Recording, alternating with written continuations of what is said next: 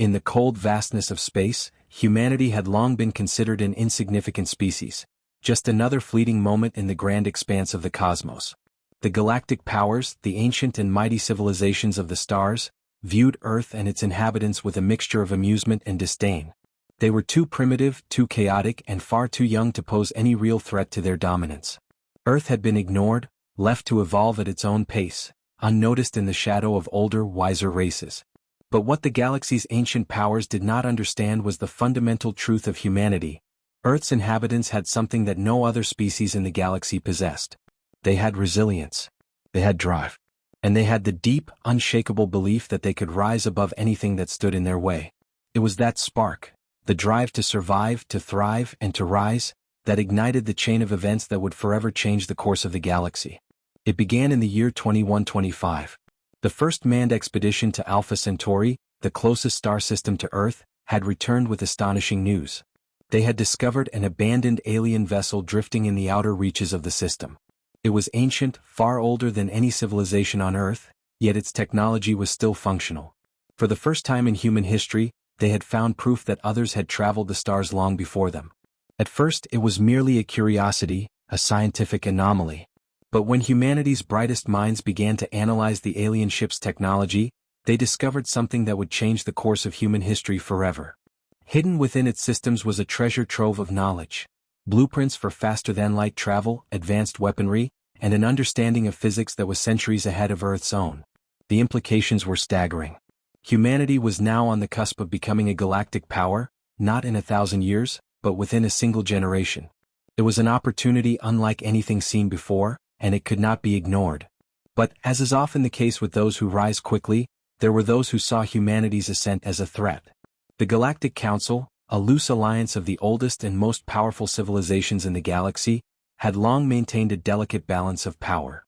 They had watched Earth from a distance, dismissing it as insignificant.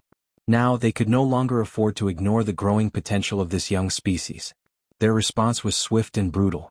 A covert military force, composed of elite warriors from across the galaxy, was dispatched to Earth's doorstep. Their mission, to ensure that humanity would remain in its place, confined to its insignificant corner of the universe.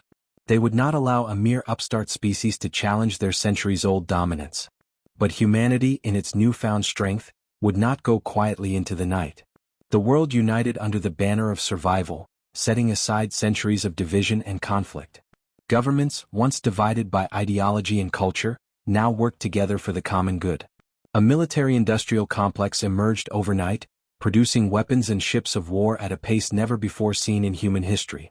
People from all walks of life, scientists, soldiers, farmers, and artists, found themselves working together toward one singular goal: to defend their home and stake their claim in the stars. The first battle occurred just outside Earth's orbit, a confrontation that would mark the beginning of humanity's journey to the stars. The alien forces, with their advanced technology and superior firepower, were confident in their victory. But they had underestimated one crucial factor: the human spirit. The will to fight, to survive, and to protect their loved ones was something that no alien force could comprehend. The battle was fierce, but humanity's ingenuity and relentless determination turned the tide. They adapted quickly, using the alien technology to their advantage, and soon the invaders found themselves overwhelmed by a force they had never encountered before. Humanity's victory was a signal to the galaxy. Earth was no longer just a backwater planet, forgotten and ignored. It was a force to be reckoned with. And so, the first chapter of humanity's rise in the stars began. The alien invaders had underestimated them, and in doing so, had ignited a fire that could not be extinguished. As the dust settled and the human forces stood victorious, a new era dawned. The galaxy had no idea what was coming. Humanity's journey had just begun, and the consequences would echo across the stars.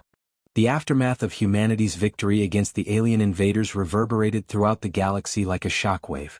What had begun as a desperate struggle for survival soon turned into a bold declaration. Humanity would not be contained, not now, not ever. The Galactic Council, which had once considered Earth and its people inconsequential, found themselves scrambling to understand what had just transpired. From the ashes of battle rose something unexpected. The human military, once disorganized and unrefined, now stood as a powerful and united force. The Alliance of Earth, as it was now called, had forged a reputation for resilience and innovation. With their newly acquired alien technology, humanity was not just learning to survive in the stars, they were beginning to thrive. Within months, Earth had constructed its first true fleet of warships, sleek, powerful vessels that combined human ingenuity with the alien tech they had reverse-engineered. The fleet was an impressive sight, ships that could travel faster than light, armed with energy weapons capable of obliterating entire cities, and shielded by defense systems that made them virtually impervious to conventional attacks. The rise of humanity caught the attention of the galactic powers. They had no choice but to take notice. The arrogance that had once clouded their judgment now gave way to fear. Earth, a planet that had once been a forgotten speck in the universe, had proven itself a worthy adversary. It was only a matter of time before the other galactic factions made their move. However, not all races in the galaxy saw humanity as a threat. Among the stars, there were those who had long grown weary of the Galactic Council's centuries-old rule. These were the outliers, the fringe groups who had suffered under the Council's oppressive reign. They saw in humanity not a rival but an ally, a new hope. One such faction, the Oranti, a race of bird-like humanoids, approached Earth's leaders with a proposal. The Oranti were skilled in diplomacy and had long been caught in the web of political intrigue within the Galactic Council. They sought to break free from the stifling bureaucracy and red tape that defined the Council's leadership. The humans, with their fresh perspective and relentless drive, were exactly the kind of ally they needed. The Oranti offered humanity an alliance, one that would see Earth not only protected from the Council's wrath but also placed at the forefront of a new galactic order. In exchange, humanity would share its newfound knowledge of advanced technologies, as well as their unique military tactics. The Oranti believed that with humanity by their side, they could overthrow the outdated powers that had dominated the galaxy for millennia. While some human leaders were wary of such an alliance, others saw it as an opportunity to further their expansion. The idea of striking out and forming an independent empire, a human-led coalition that would no longer bow to the ancient powers, was too tempting to ignore. Thus, a new era began, one where Earth would no longer be confined to its homeworld. The first human colony was established on Mars, followed by the creation of a sprawling outpost on Europa, one of Jupiter's moons. Soon, humanity began to spread further, establishing settlements on distant planets, harnessing resources from asteroids, and claiming new territories across the galaxy. Yet with this expansion came new challenges. The Galactic Council, unwilling to see their hold on the stars threatened, began to shift tactics. They initiated covert operations to sabotage humanity's growing colonies. Sabotage, espionage, and even assassination attempts became commonplace. The Council's agents infiltrated human settlements, spreading misinformation and fueling internal conflicts in an effort to slow humanity's rise. But humanity was, once again, more resourceful than anyone had anticipated. They adapted quickly, developing countermeasures to detect and eliminate the Council's spies. The human military, once seen as inexperienced, now operated with a deadly precision. Their ability to outthink and outmaneuver their enemies had become their greatest asset. It was no longer just their technological advancements that set them apart, it was their indomitable will to succeed, to push forward despite the odds. As humanity spread further across the galaxy, they encountered other species, some friendly, some hostile, and some indifferent. But in each encounter the human spirit was the same: they would not be cowed. They would not be pushed aside. Every new world they touched, every new frontier they reached, became another step in their inexorable rise to power. And as they looked toward the stars, the message was clear: humanity was not just a passing curiosity in the galaxy. They were a force to be reckoned with. The rise of Earth had only just begun, and the universe would soon learn the cost of underestimating humankind.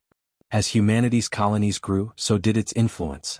The Alliance of Earth began to form a new power bloc, a force that would stand in stark contrast to the stagnating Galactic Council. Yet, while their rise was swift, the galaxy's ancient powers were not content to simply sit idly by. The Council's efforts to discredit humanity had failed, but they were far from beaten. A far more dangerous tactic was now unfolding. Among the Council's oldest and most powerful factions was the Vorin, a race of technologically advanced, telepathic beings who had maintained dominance over the galaxy for eons. The Vorin were as ancient as the stars themselves, and their collective mind had given them unmatched wisdom and power. But their greatest strength, unity, was also their greatest weakness. The Vorin were rigid, bound by traditions and protocols that made them slow to adapt, slow to understand the threat humanity posed. But now, facing the rapid spread of human influence, the Vorons saw their place in the galaxy slipping away. For the first time in millennia they felt the sting of real fear. They could not allow a young volatile species to challenge their position. They had to act. Rather than relying on brute force, the Voron devised a subtler, more insidious plan, a campaign of psychological warfare aimed at sowing division among humanity's ranks. Using their telepathic abilities, they infiltrated human minds, carefully planting seeds of doubt and distrust. They created illusions of betrayal within the highest councils of the Earth Alliance. They whispered lies into the ears of humanity's leaders, inciting paranoia and infighting. At first, the human leaders brushed off the mounting tensions as mere political infighting. But as the attacks grew more sophisticated, as dissent spread like wildfire through the colonies, they could no longer ignore the signs. The unity that had once been their greatest strength now seemed fragile, teetering on the edge of collapse. Despite the unrest, the human military continued its rapid expansion, a testament to their growing strength. New fleets were launched and human colonies on distant worlds flourished. But the strain was starting to show. Civil unrest grew as some factions within humanity's political structure began calling for isolationism, fearful that further expansion would only lead to more conflict and instability. Others pushed for even greater domination, believing that humanity's destiny was to rule the galaxy and crush any opposition. The Voron, ever patient, watched as humanity fought itself. At the same time, the Oronti, the once allied bird-like species, warned of an approaching storm. They had long been in the shadows of the Galactic Council's power, their civilization fractured and oppressed. But they had seen the Vorons' mind games before. The Oronti urged humanity to remain united, to remember the strength they had found in solidarity. They spoke of the ancient races that had once fallen because they had allowed internal conflict to tear them apart. Yet, in the face of growing tensions, many humans were reluctant to heed this advice. The galaxy watched in silence, waiting to see whether humanity would falter or whether they would emerge from this internal strife stronger than ever before. In the midst of this chaos, an unlikely figure emerged. An admiral in the human fleet, Captain Elena Rourke, was quickly becoming a symbol of the human spirit's resilience. With a sharp mind and a strong sense of duty, Rourke was a natural leader who had gained the respect of both her peers and subordinates. She became the voice of reason in the rising tide of political infighting, calling for unity and strength in the face of external threats. Rourke, who had been on the front lines during the war with the alien invaders, knew firsthand what humanity was capable of. She had seen their will to survive, their capacity for innovation, and their ability to adapt in the face of overwhelming odds. She knew that if humanity fell into disarray, it would not only be their downfall but the downfall of the entire galaxy. With the Oronti at her side, Rourke spearheaded a series of diplomatic missions to repair the growing rifts within the human colonies. She also strengthened humanity's military presence, ensuring that the fleet remained a symbol of unity and power. But the most important step was the formation of a new human governing body, the Galactic Council of Humanity. This body, led by Rourke herself, would serve as the political heart of the growing human empire. Its focus was clear: maintain peace and unity within humanity, prevent the Voron from exploiting divisions, and continue pushing for humanity's rightful place in the stars. Rourke's message was clear: humanity would not be divided, and it would not be intimidated. The Voron, meanwhile, sensing that their psychological tactics were failing, escalated their efforts. They began manipulating the media across human colonies, creating false reports of mass rebellions, failed leadership, and catastrophic failures in military strategy. They worked tirelessly to turn public opinion against the Alliance, hoping to weaken the support for Rourke and other leaders. But what the Voron failed to account for was one simple truth about humanity: when pushed to the brink, they would always rise. The more the Voron tried to fracture humanity, the more determined Earth's people became to prove that they could not be broken. As tensions mounted, Captain Elena Rourke stood at the helm of the human fleet, staring into the stars, ready for whatever came next. The galaxy had underestimated humanity once before, and now, with the stakes higher than ever, it was time to show the galaxy what Earth was truly capable of. The galaxy was teetering on the edge of war. Humanity's rise had already upset the delicate balance of power in the stars, but the forces that had once been complacent were now desperate to contain the growing human influence. The Voron, failing to fracture humanity through subtle psychological warfare, had begun to shift tactics, preparing for a direct confrontation. Meanwhile, Captain Elena Rourke, the newly appointed leader of the Galactic Council of Humanity, found herself at the center of a web of intrigue, diplomacy, and escalating military tensions. Rourke had spent months working tirelessly to hold humanity together, balancing the internal conflicts and pressures that threatened to tear apart the fragile unity she had worked so hard to build. The human colonies, once bound by a single vision of survival, were now divided by differing ideologies. Some believed in peaceful coexistence with the galaxy's other species, while others demanded dominance and the establishment of a human-led empire that would impose Earth's will across the stars. Each side held power, and each side was determined to shape humanity's future. Yet, despite the fractures within her own species, Rourke's resolve had only grown stronger. She knew that humanity's path forward would not be easy, but it was her duty to steer them through the storm. Every move she made was carefully calculated, balancing diplomacy with military strength. She had learned time and time again that humanity's survival would depend on both, an iron fist wrapped in the velvet glove of negotiation. The human military, once an unorganized force driven by necessity, had now become a formidable engine of war. Under Rourke's leadership, humanity's fleet had become a force to be reckoned with. Ships now patrolled the farthest reaches of human space, and colony fleets were equipped with the latest alien technology, built upon the foundations of their initial victory. Advanced warships, capable of traversing the galaxy at faster-than-light speeds, had become symbols of the human spirit, resilient, adaptable, and lethal. However, as their enemies had learned before, underestimating humanity had led to failure.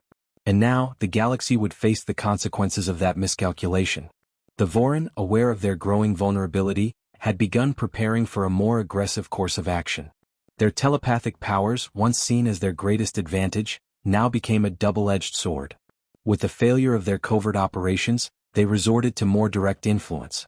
They began rallying the ancient, traditional factions of the Galactic Council, those that still adhered to old ways and saw humanity's rise as a direct challenge to their supremacy.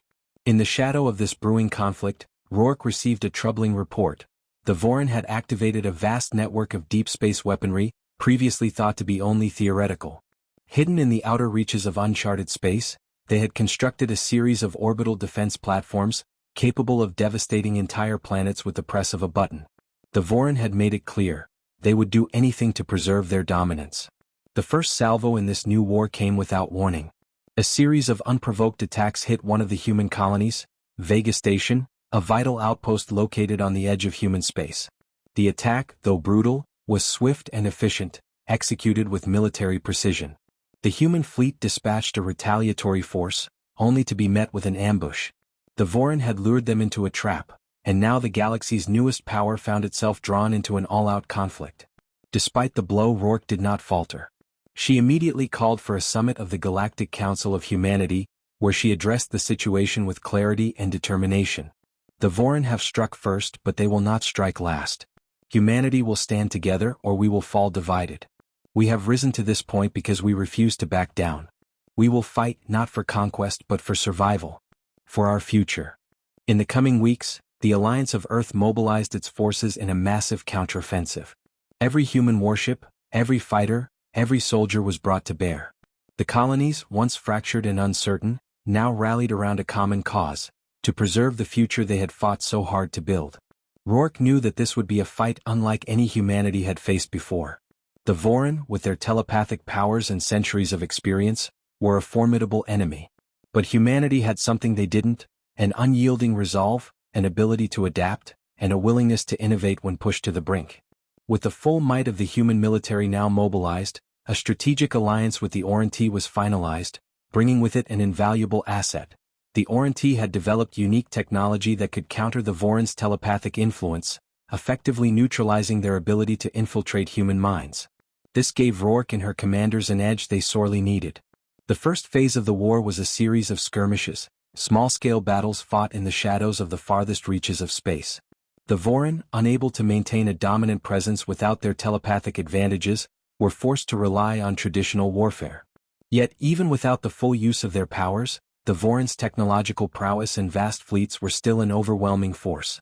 The key for humanity was to keep them on the defensive, to prevent them from consolidating their power and launching an all-out assault. As the war dragged on, humanity found itself locked in a deadly race.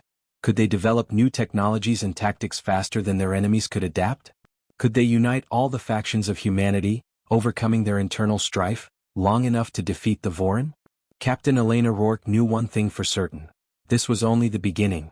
The true test of humanity's resolve had just begun, and it would determine not just the fate of the human species, but the future of the entire galaxy.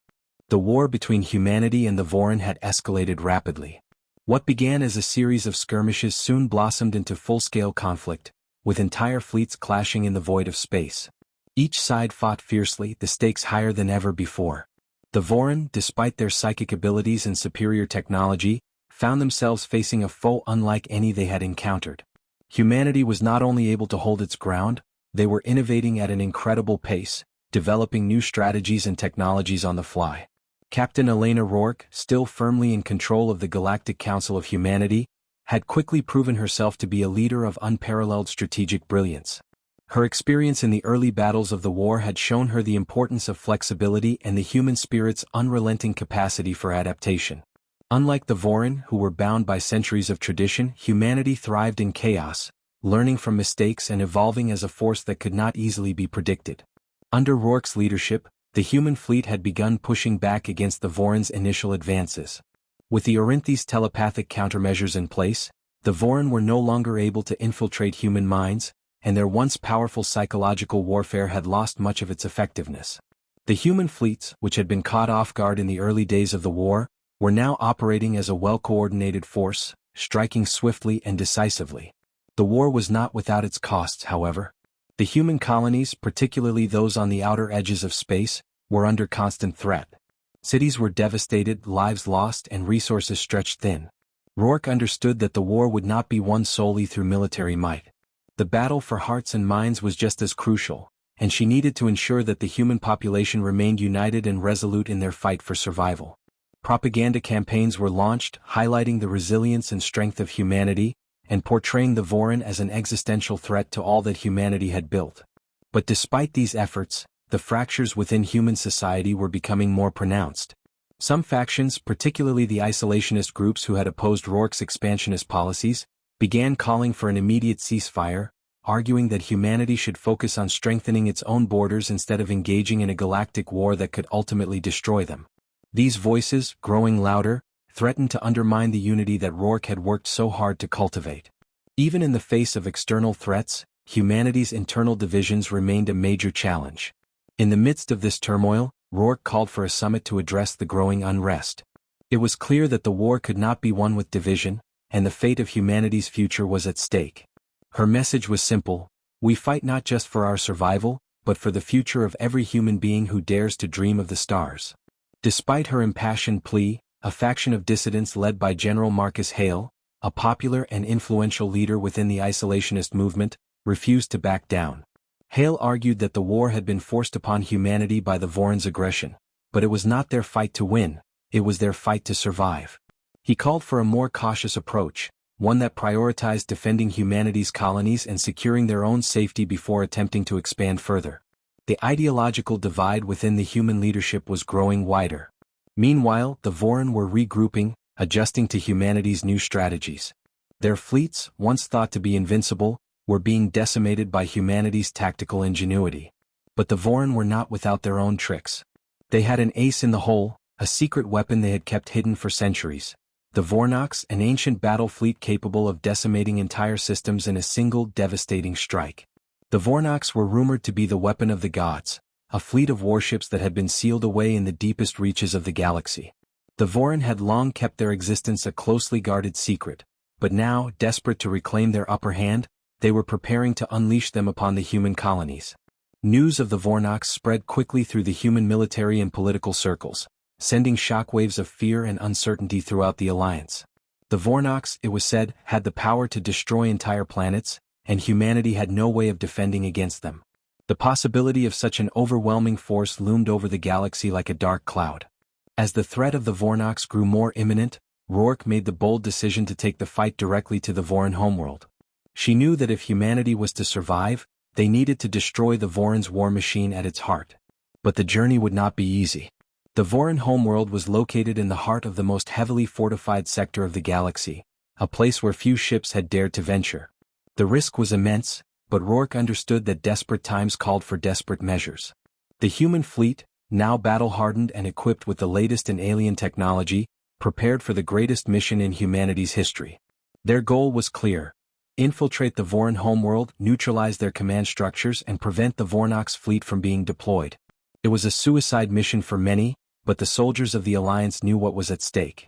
As the fleet prepared to embark on their daring assault, Rourke stood on the command deck of her flagship, the Stellar Dawn, staring out into the black void of space. She could feel the weight of the galaxy on her shoulders, the hopes and dreams of countless millions resting on her every decision. But she was not afraid. She was human. And as long as humanity was alive, they would never back down. No matter the cost. The stakes had never been higher.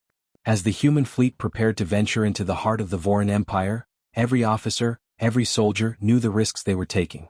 The mission to infiltrate the Voron homeworld and destroy their war machine was fraught with peril. It was a gamble that could either turn the tide of the war or lead to humanity's extinction. But Captain Elena Rourke, standing at the helm of the Stellar Dawn, was resolute. She had seen humanity's resilience firsthand, and she knew that this bold strike might be their only chance to defeat the Voron and secure a future for the human race. The fleet was assembled in the depths of human space, hundreds of ships under Rourke's command, ready for the most dangerous journey of their lives. In addition to the ships, humanity had brought its most advanced technologies and, for the first time, a few surprises. The Alliance's top scientists had developed a new type of cloaking technology that could render ships nearly invisible to the Voron sensors. The success of this technology would be critical if they hoped to slip past the Voron's outer defenses and reach the heart of their empire unnoticed. Rourke addressed her fleet one final time before they departed. "We are not just fighting for our survival, we are fighting for the very future of humanity. Every step we take from here on out is a step into the unknown. But know this, our enemies have underestimated us before. They will do so again.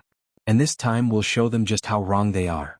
With those words, the fleet set off, heading toward the Voron-controlled sector at the heart of the galaxy.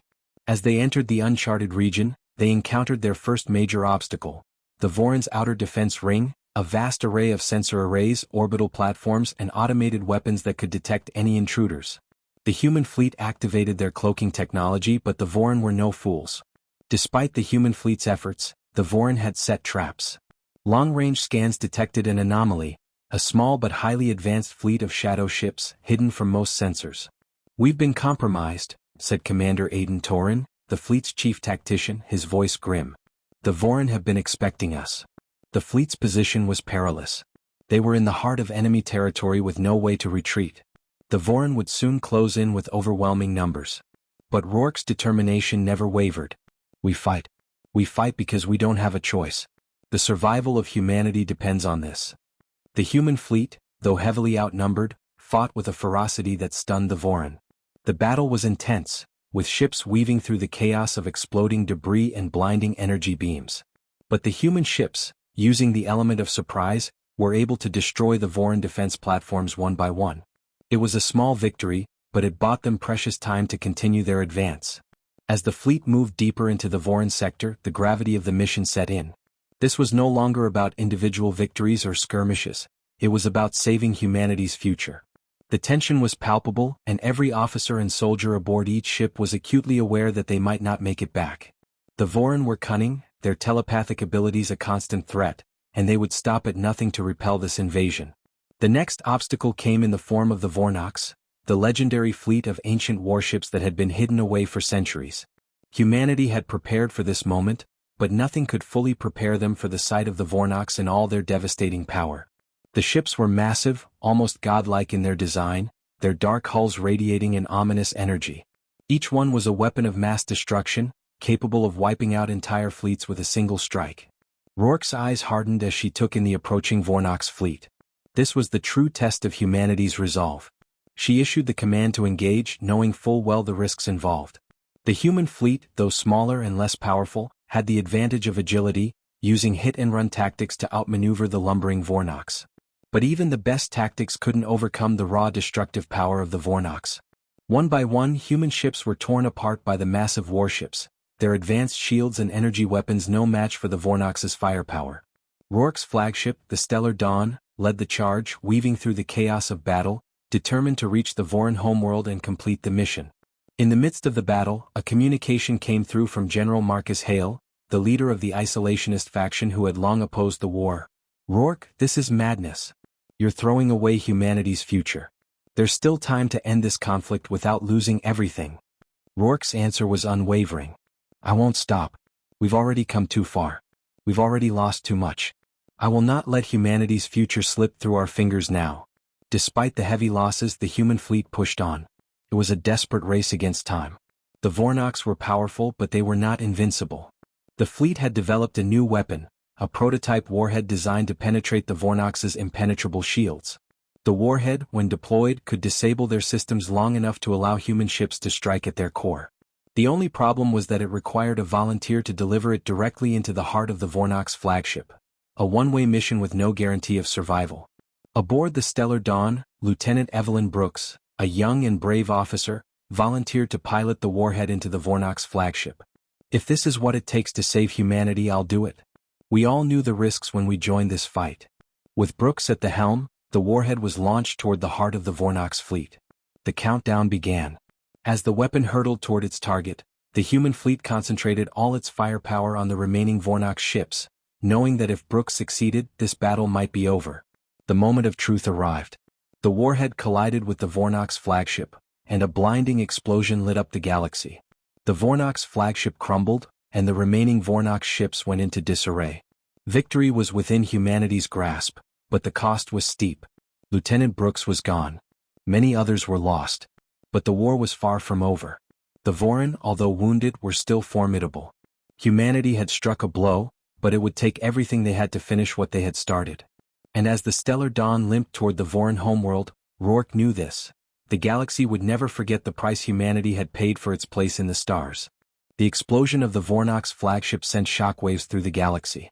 Humanity had delivered a crippling blow to the heart of the Voron war machine, but the fight was far from over.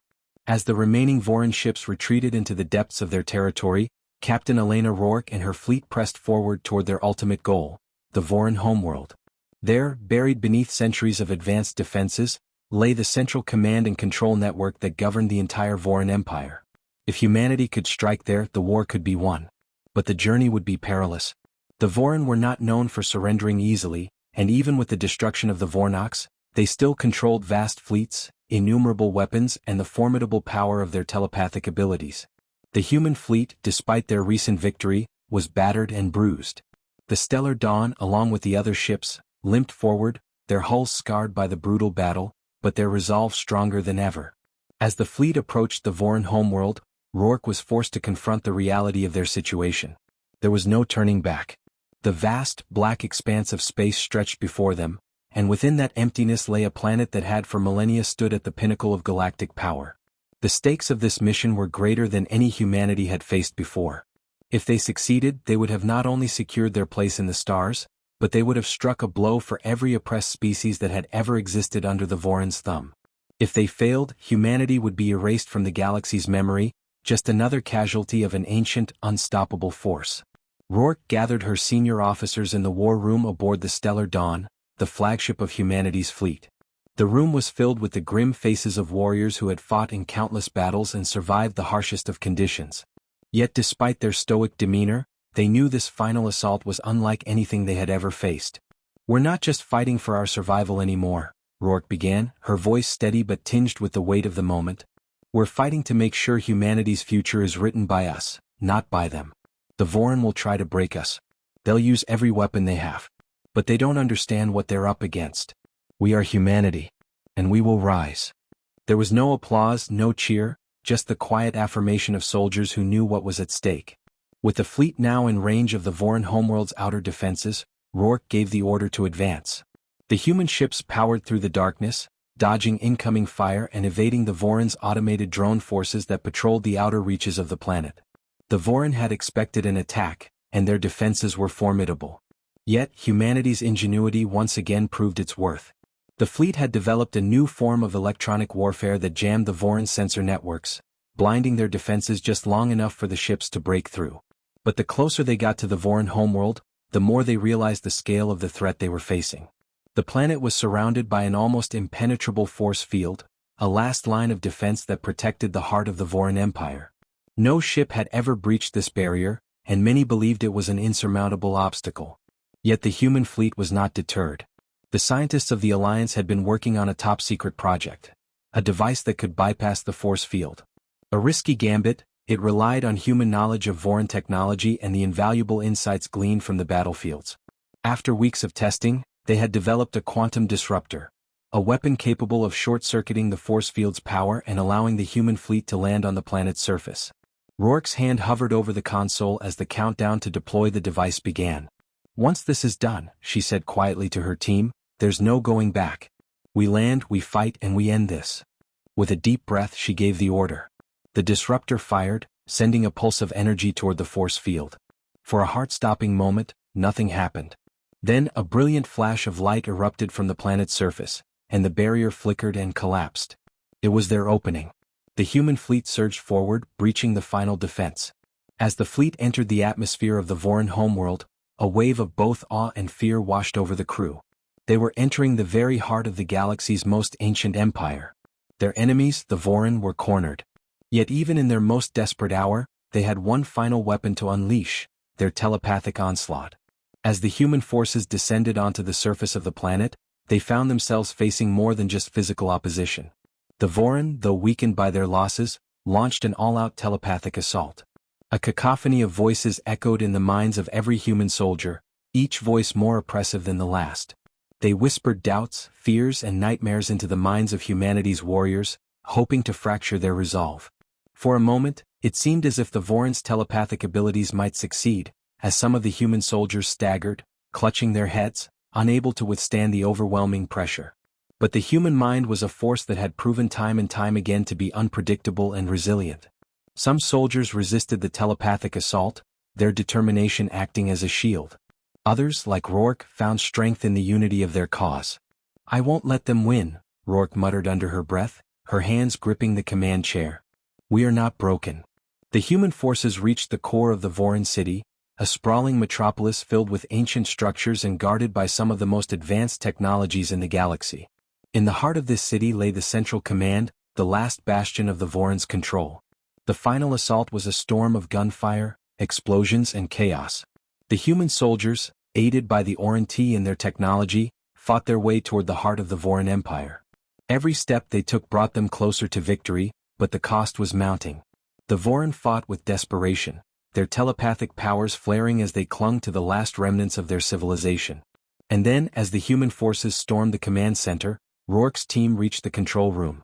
The Voran, their leaders standing in the center, attempted one final act of defiance, launching a planetary self-destruct sequence to erase humanity from the galaxy once and for all. But it was too late. The human soldiers disabled the countdown, and with a final, decisive strike, the Voran leadership was eliminated. The battle was over. The war was won. Humanity had secured its place among the stars. The silence that followed the destruction of the Voran leadership was deafening. The hum of distant machinery, the heavy breathing of the weary soldiers, and the faintest echo of victory were all that filled the air within the control room of the Voran Central Command. Captain Elena Rourke stood at the heart of the battlefield, her eyes scanning the debris-filled room. The mission was complete, the Voran Empire had fallen, and humanity stood victorious. But even in victory there was no joy. There was no time for celebration. The cost of this war had been astronomical. Thousands of human lives had been lost in battle, entire fleets reduced to ashes, and the once thriving human colonies were in ruins. Yet, Rourke knew this was only the beginning. The war was over, but the future of humanity was far from certain. Rourke turned to her officers who had fought alongside her, their faces hardened by the endless conflict they had endured. "This is a new beginning," she said, her voice steady but filled with a sense of both resolve and sadness. "We've lost so much, but we've gained something even more important, our place in the galaxy. We've proven that humanity will not be broken. No matter the odds, no matter the enemy, we fight. And we rise." The words were enough to inspire her crew, but it was clear that the road ahead would not be easy. The Voran Empire, with all its resources and infrastructure, was gone, but their technology was vast, and their reach stretched to the furthest corners of the galaxy. There would be remnants of their influence to contend with.